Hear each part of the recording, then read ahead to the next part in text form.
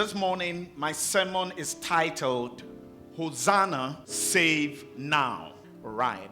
And we're going to turn to the Gospel according to St. John to read the account of the triumphant entry of Jesus to Jerusalem. Let me say this before I get into the Word of God, that the first three Gospels, Matthew, Mark, and Luke, are often referred to as the synoptic Gospels. Everybody says synoptic, all right? That word synoptic means taking a common view. And they are referred to as the synoptic Gospels because when you look at, their narratives, their contents, the order of events that took place, and then the statements, in these three Gospels, they are very similar. They are very much alike. So that's why they are referred to as the synoptic Gospels. Now, John's Gospel is a little different.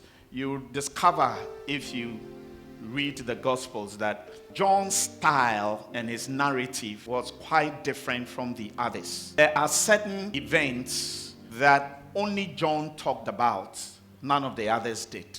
So, for example, raising Lazarus from the dead, you will only find it in John's Gospel. Then the cripple by Bethsaida, the lake Bethsaida, it is only John who talks about it. But there are other things that all the Gospels talk about. So the baptism of Jesus, they all talk about it. The temptations of Jesus, they all talk about it. They all talk about, of course, the crucifixion and the resurrection of Jesus from the dead. And interestingly, all the Gospels talk about Peter's betrayal of Jesus. One more thing that all the Gospels talk about is this story of the triumphal entry. So we have a choice to pick the account from any of the Gospels, but I decided to go with John's Gospel.